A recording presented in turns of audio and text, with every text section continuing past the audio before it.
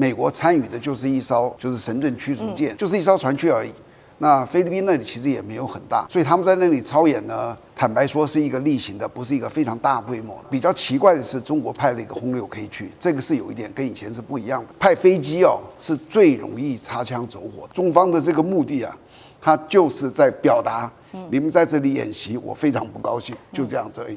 那他也在表达这是我的区域。在南海这边是否擦枪走火进入倒数时刻？尤其要关注到是大陆的轰6K，这个时候挂弹飞越了美菲的演习区。在张幼侠落马之后，大家在关心现在整体在中南海这边的这些命令到底是谁下令的呢？还是前线的将领自作主张？今天就这些议题，我们会一起来做关心。好，3个火线话题，今天我们特别请来宾来帮我们做解答。首先，我们来看到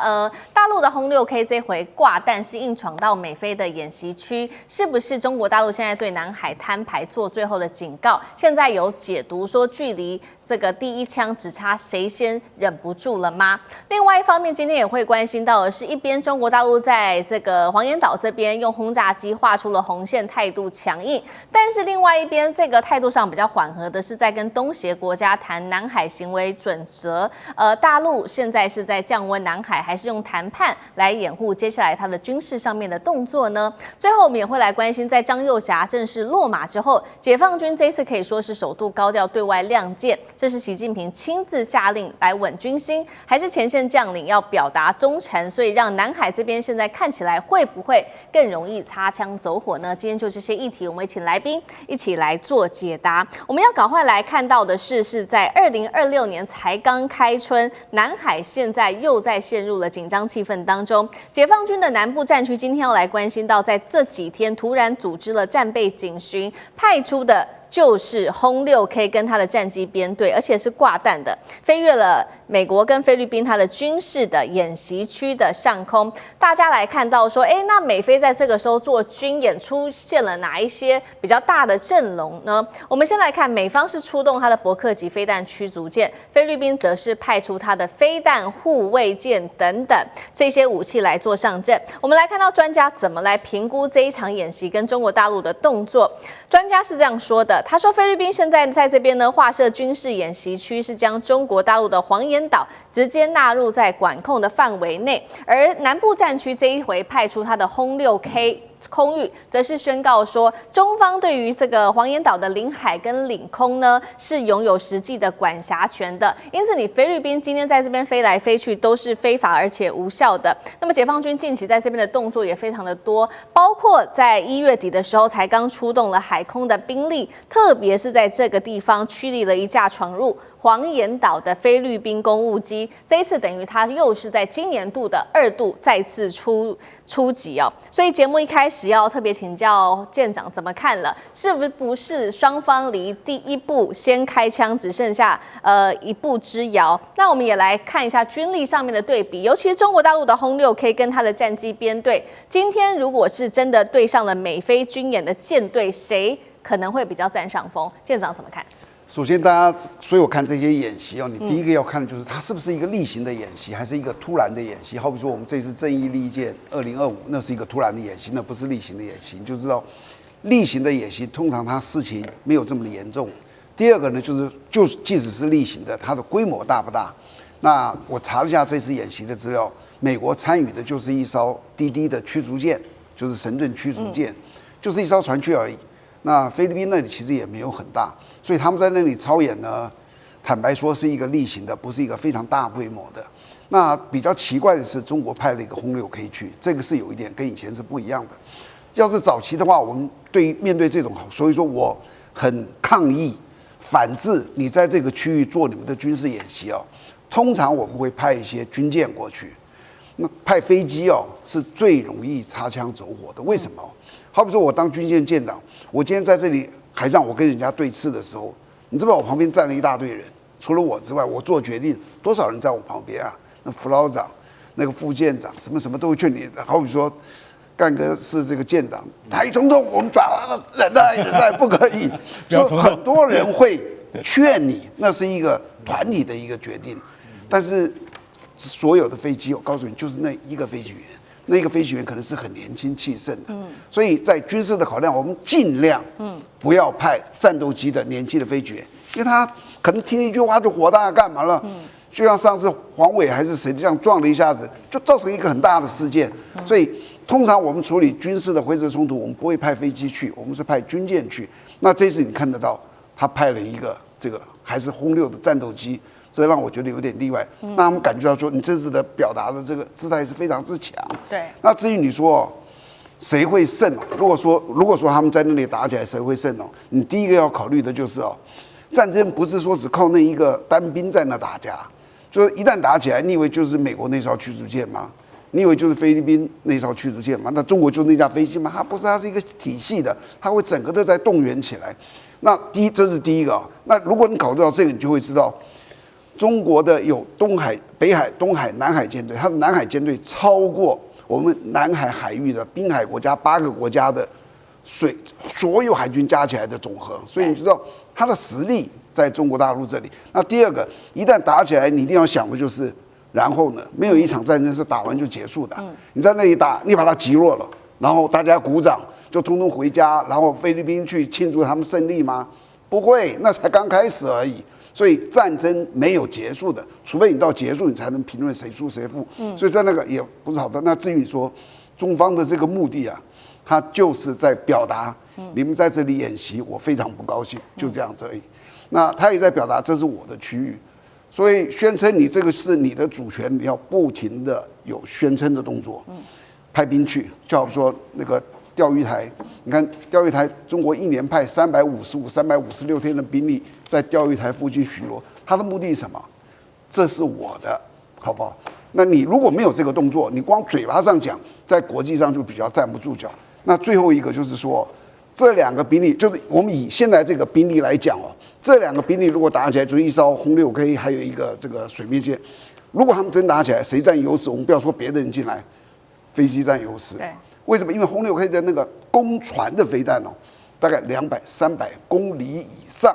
可是水面舰打飞机的那个飞弹只有20-30公里。你看我全都打这么远，你全都打这么短，当然是我胜。这个优势是站在飞机这一边。好，所以在军事上，我们看到中国大陆这次罕见的直接出了它的轰6K，还是载弹的，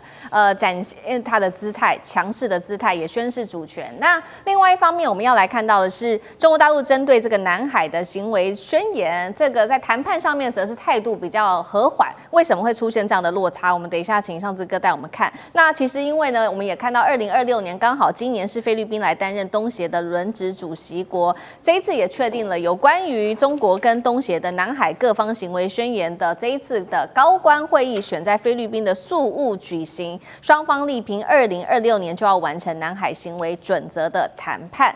为什么南海气氛在军事上这么的剑拔弩张，可是在谈判上看起来却是相当的和缓？尚志哥怎么看？好，首先先看这个南海行为准则，在2018年由中国大陆主要作为主推动者，开始跟各个南海相关的国家，比如说中国大陆跟印尼，分别跟马来西亚也都个别谈了双边的这方面的大家共同的默契跟问题，推动一直到2025年已经3读，因为他们还是有一些条文，3读已经基本上定了。所以现在目标在今年2026年的隔年，今年希望能够完成。它就是按照一个长久的这个规范在推进，已经将近8年多了哈。那么再往下推，如果耽搁要10年了。为什么南海需要行为准则？除了我们待会会提到这个，前面舰长提到军事方面，都知道南海有巨大的利益，有油，甚至未来是不是有稀土，有各式各样的这一些矿源哈，包括南海本身也是巨大的渔场。所以呢，其实南海行为准则本质并不是政治的对话，它的真正的本质就是经济的利益。利益呢，当然都知道要被分配，然而现在不是分配的阶段，因为还没有开发。但就是因为没开发，大家就会你想要8分，我想要9分，有太多这种利益的重叠的地方。这就是在10几年前、20年前当中，南海始终未曾安宁，更不要说领土疆界这个地方要能够有所清晰。所以现在并不是分配，而是帮大家把这个边界划分好。那么在未来如果能够正式通过之后呢，这里头南海行为准则它诉求，首先第一个部分是希望它的飞越跟航行都能够自由。作为共同的自由。除此之外呢，不是说就彻底解决南海问题。有时候我们像看到国际上，你有个什么准则，觉得哎呀，南海没问题，那可怜啦。他主要是希望能够建立一个未来有任何的冲突，不要诉求武力，大家能够有对话的机制。有时候有一个健康的机制，那这个机制也不是立话给挖话给，不可以，而是大家有一个边界准则，所以还是很重要的。所以在此同时，明明就快要定调了，但是为什么菲律宾就有？所以我想，其实每次只要菲律宾主动发动了军事行动，首先你要退回去是小马可仕，而往往是小马可仕为了他自己国内当中的政经需求，现在跟杜特地家族真的是打得死去活来。所以每次有这些，一方面可以转移他现在自己腐败的这个焦点，二方面在这个情形之下还是有一些撩动。我个人觉得在这一次不见得是美国啦，因为接下来要川习会4月就要靠近了，不至于在南海方面会有比较大规模的动作。但不要忘了，就像高市早苗一样嘛，南边还有菲律宾，这两边的领导人跟首相始终还是要刷自己的存在感。所以在这一波的军事动荡跟南海行为准则这大框架应该比较没有直接的关系。好，那我们也看到说，中国大陆这一次祭出了这个大动作。刚刚说嘛，这个轰6K 派出来，而且还载弹，但是时间点因为又刚好是非常的敏感，刚好是我们最近谈了很多张又侠落马之后，这一次比较大的一个地缘政治上面的动荡。那等于说在动荡之后，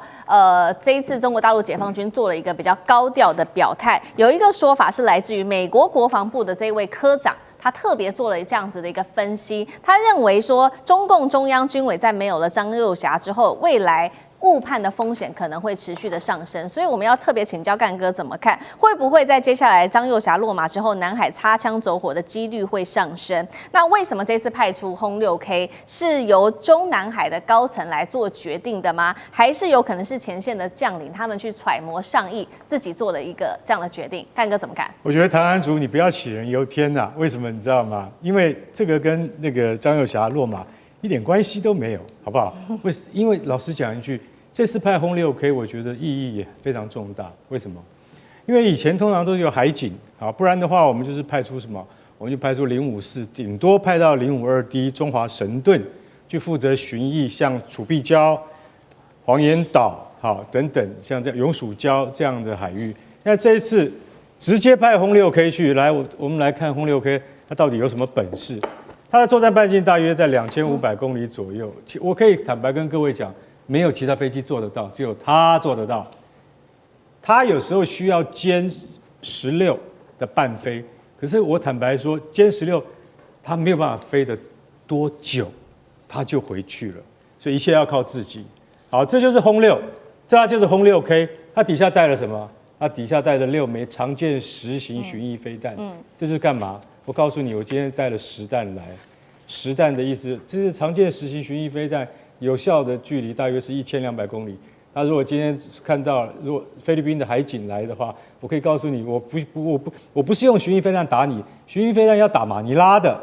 我会改成鹰击83飞弹，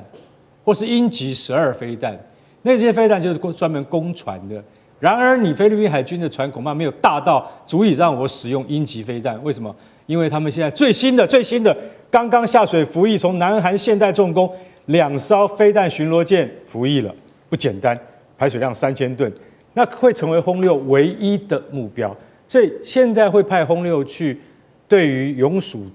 对于黄岩岛这个地方来宣示主权，我觉得意义是很重大。因为像舰长讲，用飞机是最快的，为什么？用飞机很快就会达到你的政治跟你的宣传目的。飞机飞到你的头上，你就知道说，哎呦，那个会丢炸弹的，我很害怕。这就是要让你害怕。那后来我们也会想到说，哦，后面这架是什么？这架就是轰20，没有真正轰20的模型，我只能全且用 B2 的这个模型来替代。那将来会变成它，所以你会认为说，那菲律宾他今天要怎么样打这场仗，我也看不太懂。为什么？因为说一句实在话，其实在这个20大以后，习主席的地位是更加的稳定。那在这个底下的话，他必须要宣示他的主权，所以在跟菲律宾就争这个黄岩岛的控制权上面的话，中国是绝对不会让一步。还有大家知道黄岩岛上面是不能驻军的，因为它只在涨潮时，它还能够看得到沙洲而已。为了一块沙洲，解放军都不能够退缩，你就晓得中国的意志有多么坚强，习主席的那个意志有多么坚强了。好，接下来我们持续关心到的是中日之间的争议，现在也持续扩大到整个第一岛链了。尤其是在美国的主导之下，我们要看到日本跟菲律宾也结合起来，一起来对抗中国大陆吗？这时候台湾是否也被逼着要上前线？等一下就这些议题，我们会一起做关心。今天3个火线话题，我们会一起请来宾来帮我们做解答。第一个，菲律宾这时候硬闯了鲜滨礁，那大陆则是出动它的水炮跟它的照明灯，这是有计划性的对撞吗？第二件事情是刚刚特别提到的，在第一岛链这边，美国呢现在在这边做了非常非常严密的军事部署，美日菲做了一个反舰导弹的一个部署，特别是在第一岛链这边要一起来联手对抗大陆。等一下会一起来看第一岛链的飞弹网是真的能够封锁中国大陆吗？还是把南海推向更危险的战争边缘呢？最后，我们今天也会来关心到的是，台湾现在说呢，被美国要求要出钱去升级菲律宾的基地，是买安全还是被拉去当第一岛链的提款机啊？这些议题今天都会请来宾来帮我们一起做解读。赶快来看到，现在在南海中菲之间再度爆发了全面性的冲突。首先，菲律宾指控他说呢，24艘的菲国渔船在鲜滨礁的附近遭到了大陆的海警船发射水炮做攻击，一共造成3名的渔民受伤，还有这当中有2艘的渔船严重的受到了破坏哦。那么中国外交部于是呢，就是立刻发出了声明，特别去反控说菲律宾才是组织了大量的渔船在这边有计划性的滋事，并且挑衅，组织还包括了这个冲撞鲜滨礁的西湖等等。在大陆的多次警告之下，仍然是不离开，甚至他们中方还说菲律宾的人员持刀威胁海警。好，冲突不是只是我们看到的在海上而已，我们来看到空中的话，我们看到的是同一时间，菲律宾一架巡逻机也抵近了主碧礁的上空，那中方是立刻派出他的巡逻机发射了3枚的照明弹，那么要求才让这个菲国的军机转向飞开了。所以节目一开始要特别来看到菲律宾这一系列的动作，是为了捕鱼，还是如中方所说的要制造事端？小马可是在这个时候，他的政治目的到底又是什么？又有哪一些利益呢？大使怎么解读？我想这个当然是菲律宾方面要借机生事，然后让在南海的冲突维持一定的频率跟一定的强度。在这个情况之下，他才可以从美国、从日本方面得到很多军事方面的援助。如果小马可是这个时候放弃了他在南海的这个所谓的骚扰的政策的话，那他可能这跟日本跟美国军方的一个连结点可能就会断掉。所以这件事情，菲律宾始终他幕后的这个总导演还是美国。那日本现在也很支持在菲律宾在南海的立场。那目标都是针对中国大陆，所以呢，我想就是说，马可斯除非他面临了更多的压力，或者说内外的这种突发的状况，我想他在南海定期、定时、定点的这样子的挑衅行为是不会停止的。那这次发生在这个鲜滨礁的部分，其实去年那个冲突的状况更大，因为去年的时候。这个鲜滨礁，因为它距离巴拉望省菲律宾的这个离岛巴拉望省大概只有75海里，是相当的近所以去年在9月的时候，那个时候事实上那有一艘这个菲律宾的海警船叫马拉鲁瓦号，事实上就停在那个沙滩那个鲜滨礁待了相当长的时间。那个时候，这个外界都判断，那可能菲律宾想制造第2个马德雷3号事件，也就是非法做礁、坐滩。那在中国大陆后来在用这个强制的驱离，还有这种断水、断粮、断电这种方式，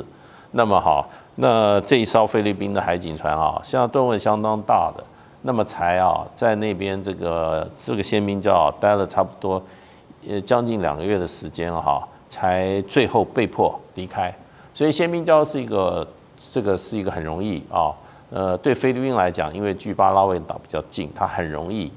采取动作骚扰行动的一个地方。那这次是有20艘左右的渔船，那么在这个地方非法捕鱼。那中国大陆派了海警船跟这个海上民兵啊前去取缔。那大陆方面的报道，就菲律宾的这个渔船拿了大概差不多有大概长刀拒绝反抗，所以中国大陆最后用这个水炮，还有这个强制驱离的才把这些非法骚扰的这个菲律宾的这个渔船给它赶走了。当然，菲律宾认为就是说这个是他们的这个领海，这个他们有权捕鱼。当然，这个是中国大陆是绝对不会接受的所以你进入到中国领域，非法进入就是驱离。那这件事的话，就是说可以证明，就是说菲律宾其实在南海的动作是不会断的。另外，在这个主碧岛上面的这个菲律宾的这个公务船的巡逻，因为主碧岛现在是中国大陆在南海的小三角部分，主碧、永暑、美济3个岛，现在都已经怎么样？原来是礁，现在都已经变岛了，大概都有差不多4平方公里大3-4平方公里大。那上面的设施非常的周全，它有这个有这些停机坪大概都有一条将近3000公尺的跑道。那还有这些停机坪还有雷达站炮塔那甚至它的这个泻湖里面还有这些大批的这些军事舰艇停在里面。那菲律宾它这个等于是入侵了中国大陆的这个领空了，所以中国大陆当然就是立刻用这个战斗机上去驱离了。对，所以我想这个在南海的争端，菲律宾是也不能说是方兴未艾，可是呢，我觉得他这个本身的决心可能还没有美国跟日本支援他继续在这边惹事的决心来得强。所以只要菲律宾他能够得到美国跟日本的外援，那么事实上的话，我想他这种挑衅行动是有利可图的。那可以免费得到很多军事装备。对，那日本也最近要准备把一批旧的这些所谓的这些海军的舰艇2000多吨也都要提供给菲律宾。所以这个原因是因为菲律宾在南海一直跟中国大陆来进行对抗，那跟日本有共同的战略目标。所以只要他这个南海政策做这种骚扰持续性，然后呢持续的强度的话进行的话，菲律宾从另外一面是可以得到很多实质的这些物资甚至金钱的资源。确实，那这一次菲律宾敢这样做的姿势，就是背后有这个老大哥美国的支持，还有日本的支持。那刚刚讲到说美国的支持，其实在整个第一岛链现在都已经部署了相关的一些武器这是来自于台湾国安局的最新报告。美国主导，那包括了另外的2个国家，日本跟菲律宾一起在第一岛链这边建了一个飞弹网，这个叫做第一岛链的飞弹网。我们带观众朋友先来看一下中间的这一张图因为有非常多的圈圈。我们先来看美国它部署了哪一些重要的武器？先来看提风，也就是粉红色圈圈圈起来的这个部分，是美国机动的在这边，日本的山口县跟菲律宾的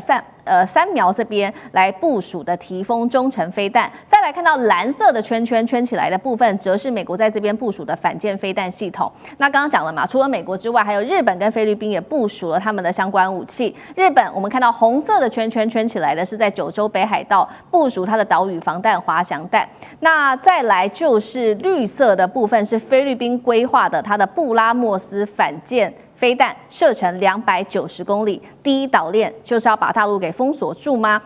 解放军在这边也有它的，包括在南海的山东福建号，会带来多大的威胁？上志哥怎么看？其实，在欧美的媒体里头，每次他很爱特别讲刚刚其实思敏盘点的这一些，就刚刚讲第一岛链，日本、菲律宾这边设了一些飞弹基地，讲了这些，包括你知道这种各式各样的中程飞弹武器。可是，我想对于在中国大陆来讲，思考这个问题，我不能说这是一个假议题，但是我们要从2个角度。第一个，中国大陆的防空系统，我们讲说精穷好了，这是美国的说法，中国大陆从来没有给个名字。我们先讲防空，中国大陆有多少很厉害的防空飞弹？我还是盘点一下，最厉害我们讲红旗9B，红旗9B 是200公里，就打过来，它是我讲防空哦，不是讲攻击哦。红旗9B 200公里就把你拦截了，红旗22 100公里把你拦截了，红旗12A 40公里把你拦截了，红旗16是海军、陆军都可以布的防空体系哦。另外，红旗19。超高音速飞弹，它也照样把你拦截，更不要说还有那种小的飞弩6啊、FK3000，还有俄罗斯制的 S300、S400。我刚才讲的防空，还没有讲到中国大陆攻击。所以这些飞弹网当中，无论你是要打中国大陆陆地，或刚刚讲你要打航空母舰，大家要了解到，我想也已经了解了。从巴基斯坦先前已经告诉我们，中国大陆是这样子：第一个，它是体系化的作战，以及多层次的防御。所以这里头防御是包括高空、包括太空都一起，也就是说，你现在任何在日本、菲律宾的，你一颗飞弹攻击刚打出去，才刚发射，你的弹道的大概中国大陆就已经算好你要打到哪里了。如果你确实有攻击的意图，你不要说马上几百发就把你拦截下来，一发可能就够了。然后你确定你真的要攻击的时候，中国大陆接下来就是要攻击你。如果这个菲律宾打这样的飞弹，而且它的攻击意图是很清晰跟常理，不要说一发啦，如果有2、3发的时候，中国大陆马上除了防空把你打下来之外，另外他们攻击可以马上就打你马尼拉，不要担心，不会乱炸菲律宾的人民，会马上精准的打你马尼拉的总统府跟国防部，更不要说你全菲律宾或日本的这些飞弹基地，你只要敢发射第一发。在几秒钟之内算好你的部分弹道，中国大陆就拦截了，然后马上就可以直接攻击，把你日本跟菲律宾所有的飞弹基地全把你炸光光啊！我现在并不是在哈拉，我们都知道南海地区对中国大陆来讲，因为南海疆界都处在守势，没有继续扩张，就黄岩岛。现在这边当然有很多争议，但你不得不说，西太平洋当中现在就是南海当中最复杂。因为在我们讲说东北整个第一岛链的东北端来讲，日本、韩国其实对中国来说有很多经贸的牵扯，都是比较谨慎。虽然日韩美的军事同盟是很清楚的，还有美军基地，但是南海地区都知道，长久以来。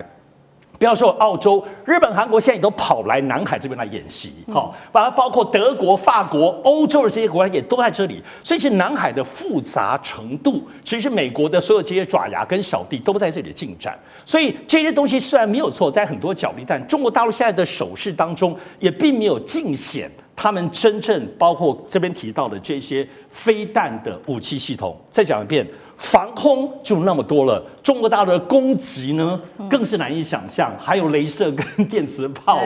所以还有那些那个征收船，你只要一点点的动天都掌握的。所以我觉得在南海航空，你不要觉得日本、菲律宾放美国这些武器，这些小爪牙就可以耀武扬威，你只要有一点点的动作，即使你误发误射，你就要付出 N 倍的代价。那台湾呢？台湾会不会是也要跟着付出代价呢？因为现在不只是日本跟菲律宾在美国主导下部署的这些武器，现在有一个说法是台湾可能也会包括了这个是日经亚洲抛出的震撼弹这样说，他说美国国会旗下的这个美中经济及安全检讨委员会最新报告是建议国会说你们赶快透过外国军事销售的管道，把吕宋跟巴拉望岛基地做升级，这样子的一个计划出售给台湾吧。用白话文来说，就是台湾出钱，美国承包，最后菲律宾受益。我们来看到的是，薛瑞福也直接说了，一旦做出防卫台湾的政治决定，这直接关乎美国捍卫台湾的能力。这个交易到底对台湾来说合理不合理？干哥怎么看？好，那薛瑞福，你不要讲瞎话，对不对？你现在只要确定你保证，如果台湾有事，美军驰援美军立即应援，那台湾就可以付这个钱了。你能保证吗？川普都不敢保证，你保证什么？所以我今天讲一句实在话，这些政客，拜托，这个单位还真的是华府认证的单位，它不是一般的什么智库讲的话，它是属于美国国会山庄旗下的一个机构。叫做美中经济暨安全检讨委员会。那这个单位，其实老实讲，美国有很多这种奇奇怪怪的单位啦。这个单位就是干嘛？放话，告诉你台湾，你现在要扮演什么角色？我现在在菲律宾这些基地我们美军已经花太多钱了，现在换你出。为什么要我们台湾出？因为到时候台湾有事，我们才能够保证你的安全啊。可是台湾说不对，我们帮他修理这个基地建设对不对？我们台湾出钱之后，万一真的一旦有事的时候，我们得到的是什么样的回馈？现在的白纸黑字，你要给我讲清楚，对不对？薛瑞福，你能够讲清楚吗？他竟然怎么讲？他说这对台湾很划算啊，对不对？我可以让你们的国防 GDP 达到川普要求的5%啊，现在你们只达到3点几而已，我们可以让你达到5%啊，这不是很划算吗？这哪里会划算？就像我要问你啊，薛瑞福，如果说你的儿子去帮人家设计了什么蓝图，然后人家公司赚钱，结果呢不是分给你儿子，那你会怎么样？台湾现在就面临这样的情况啊，对不对？台湾帮菲律宾建设仓储与军事基地的维修、跑道的整备，如果这样子，我们就可以得到什么利益？你要在合约里面讲清楚。如果不能的话，你不要信口开河，因为这是什么？因为从来没有一个世界上不会有一个国家去帮人家维修军事基地，然后给人家用，然后自己当盘子。台湾的就是我们常常讽刺别人，你是个盘子，也就是你是个250，你是个250，帮人家付钱啊，然后自己什么也没得到。台湾是这样子的蠢蛋吗？对啦，台积电已经当一个蠢蛋了啦，我们要再蠢第二遍吗？这不可能的事情嘛。所以我认为说，不管菲律宾啊，而且我可以告诉你，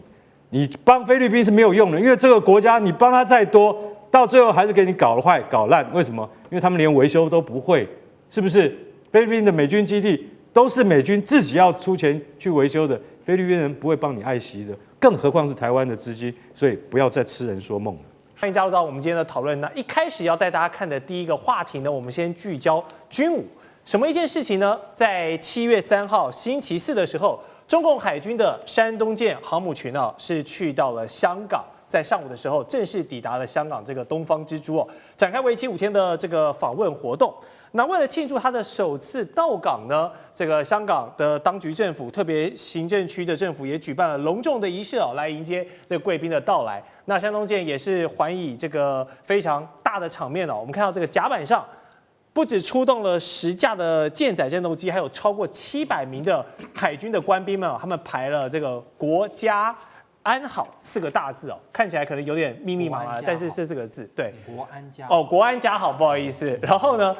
作为这个香港特首李家超，他也作为回应，他说国家安全固若金汤，非常欢迎这次山东舰用这样大规模的形式来到来所以这一次的壮盛军容可以说是给足了解放军还有香港双边的面子。不过我们也从中观察到，过去呢，香港这个地方大家都知道，它有这个欧美列强殖民过的历史嘛。那这一次山东舰航母群带着浩浩荡荡的这么一大堆人来到香港这个地方，除了宣示中国的蓝水海军有非常卓越的成长跟崛起之外是否也象征中国现在想要洗刷跟端正，摆脱在清朝时期这个把香港割让给西方列强这个100年的国耻，要让民族的自信心都回到自己的身上呢？想请教杠之哥，这么一个场面的安排有没有这一层的意味在？山东舰来当然有很大的政治意义特别是在香港回归庆祝28年的这次。那这次呢，其实从北京并没有特别的所谓的中央政府的领导人特别来这一次的这个所谓香港的这个回归的这个纪念。所以山东舰来，而且不止山东舰，它随它而来的包括导弹驱逐舰、延安舰、湛江舰，此外还有护卫的这个驱逐舰运城舰。那么运城舰过去来过香港，所以香港人是熟悉的。但是这一次延安舰跟湛江舰是新来的但我们都知道这一次它其实开放，让香港的民众可以实名登记，在微信可以买他的这个登记他的上去的票山东舰2000人可以上去，那湛江舰跟运城舰有8000个人，延安舰不让看所以这里头还是有一些特别精准的部分的这个选择。那当然，这次除了看到这些舰艇之外呢，还有包括很多的这个在舰上的战斗机也好、直升机也好，还有包括这种所谓特种部队。我们看到这个包括国安家好的这个舰艇的人都在，所以它当然是一个很大的展示作用那这个展示当中所谓的这个政治意义，我们在讲说，在过去香港，我回想起1997年7月要回归的时候，我在香港所以在那时候，其实在后面几年当中，只要涉及到跟中国大陆军事有关的地方，都是遮遮掩掩、很小心的，甚至宣传不多宣传。很敏感。你看，经过了28年，大幅度的宣传。当然，这里头很大的意义在什么呢？还大意义就是说，作为一个回归的这个时代的意义，虽然香港是一国两制哦，对，它现在还是自己的本身的一个一国两制的特别的政治的状态，但是作为一个总体中国国家感，说这个国家感你要怎么呈现呢？那个强大感，文化吗？很多过去你看97年，过去每年回归都在很多歌唱表演，还有很多明星成龙啊，他们都是去表演，这次不是。所以最终是军力，国家的这种军事力量，特别现在中国大陆国家军事力量在这几年非常强大，而强大当中的全世界现在第1名就是海军，所以这是体现的部分的这种透过海军这样的军事，而且这里头不只是停在那里，它分别停在2个不同的区域，那么让民众可以上去参观哦，所以这里头很大的部分就是体现这种国家力量的强大，特别像香港居民哈，因为真正登记的主要是要香港身份证的部分合格才可以的，所以是感受这个东西。而且我们都知道，山东舰才刚刚跟辽宁舰在太平洋地区联合作战演习完了之后，风尘仆仆就直接过来。那山东舰过去也是长久以来，特别是针对菲律宾南海区域当中的一个镇守，关键时刻山东舰出来的部分有一个非常大的一个震慑的部分的效果。所以其实这个政治意义究竟是什么呢？刚刚其实经常提到说，是不是过去来讲英国殖民时代100年国耻？可是我觉得没有了。其实现在对历史的追溯已经不是包括山东舰跟回归的意义。我要讲哦，其实很有意思哦。在中国大陆当然讲97年后用回归这个字眼，可是直到今年为止，欧洲所有跟美国的媒体都叫做移交。还是认为香港是独立，或香港是英国的，移交给你，它并不是属于你们中国的哦。所以这个政治意义的，还是其实在媒体战上还是有一点搏斗哦。所以其实中国大陆，我们可以从李家超上舰的这个当下当中，他除了提到这个国家固若金汤，在他整篇的演讲当中，致辞里头提到最多的是2个字：科技。他提到科技国防，整个国家的科技建设。所以科技这件事情，其实我认为有个很特别的意义是什么呢？是香港其实最近包括资本圈人都感受到整个香港在改变。我们知道香港在习近平在真的担任国家主席之后呢，首先成立大湾区，有整个包括深圳、广州整个大湾区作为香港的后盾。那么香港也要很努力哦，人家深圳、广州也是很厉害，所以香港也要成长。但这里头还有一点就是说，最近我们感受到像包括香港股市。你会发现，过去香港股市最重要的房地产股，从去年到今年的这个大涨当中，房地产股在低迷之后都没有涨，金融类股也是一般般。可是你看到现在最厉害的都是科技类股，包括最近宁德时代等等的，先前阿里巴巴，包括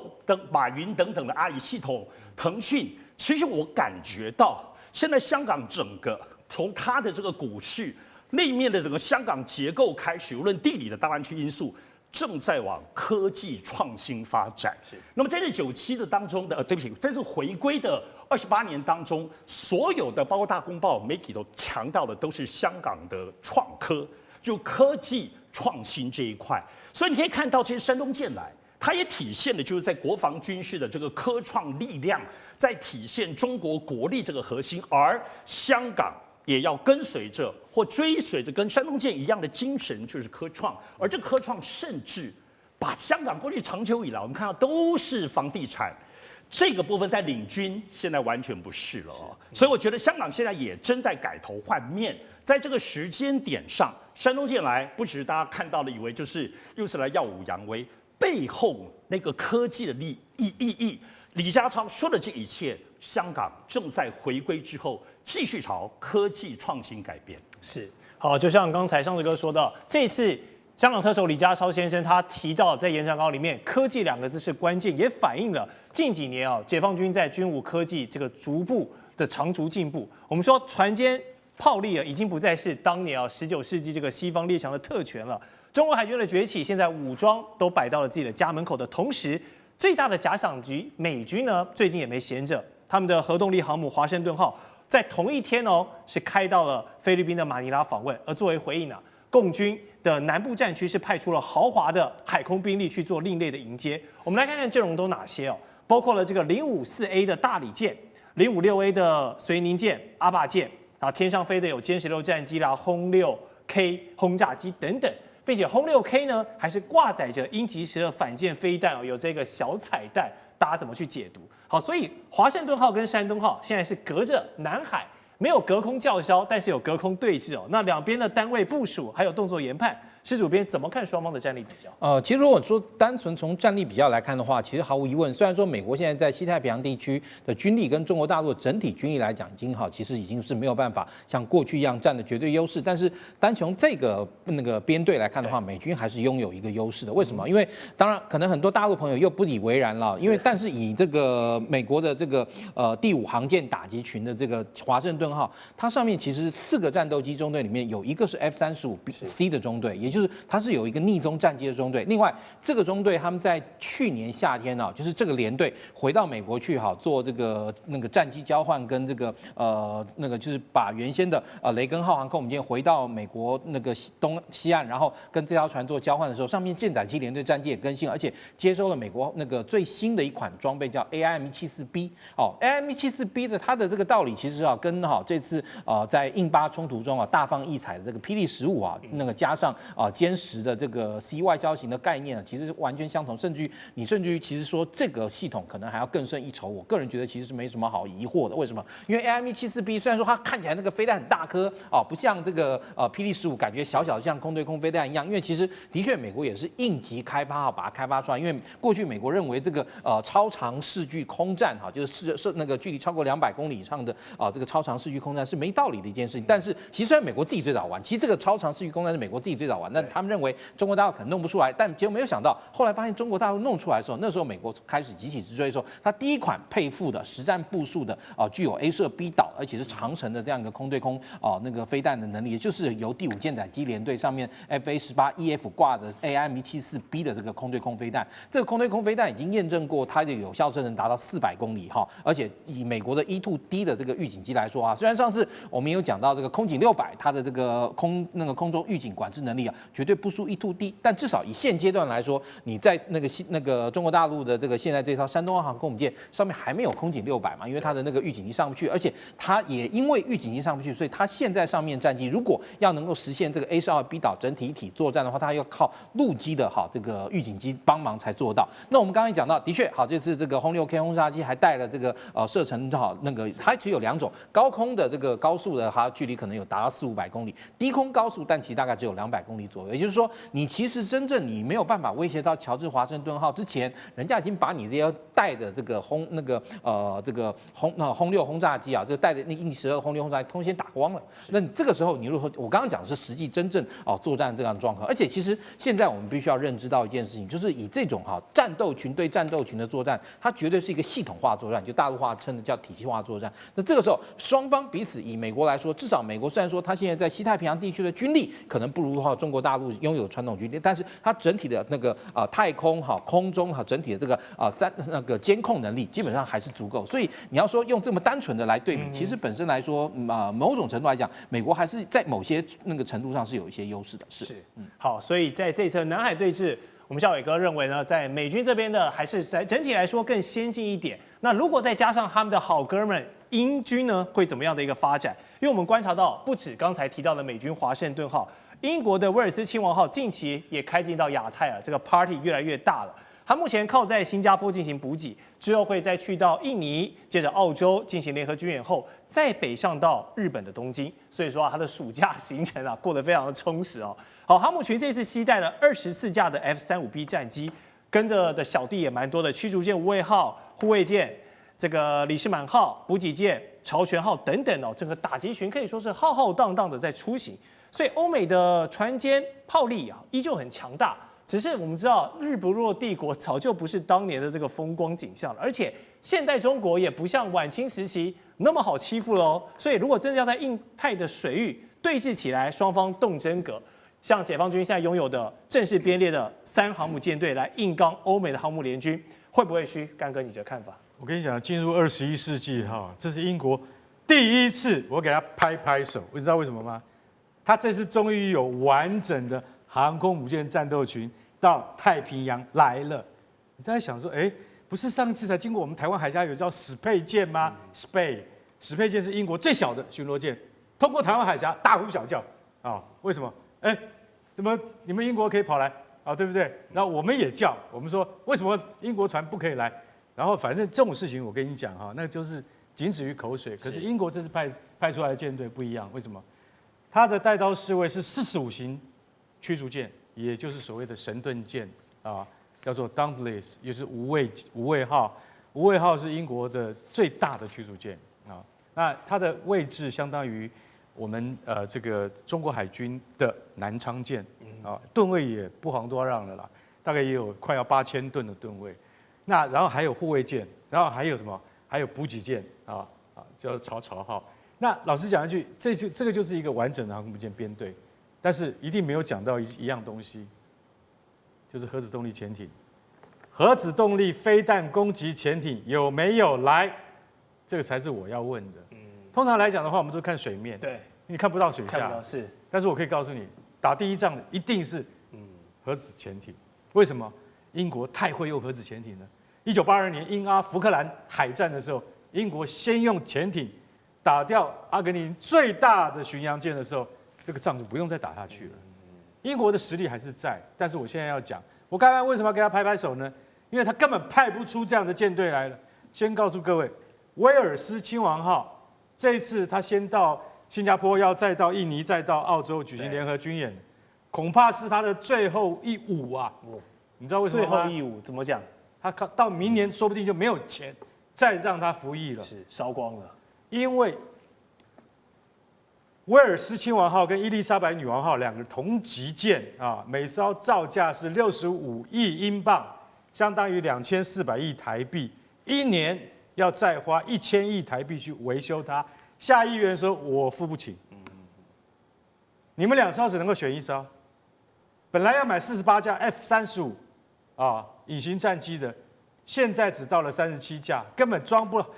了2艘航空母舰。在这种情况下，为什么他们今天还可以派出这支舰队来？我非常的怀疑。所以这可能是英国日不落国最后的荣光，大家了解吗？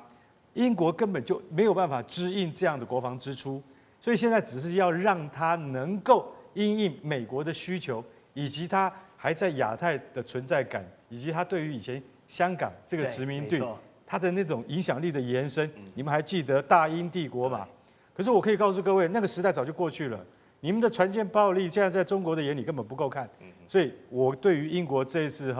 真的是穷途末路了，还要秀肌肉，我实在是非常的感叹，替他们的纳税钱感到这个心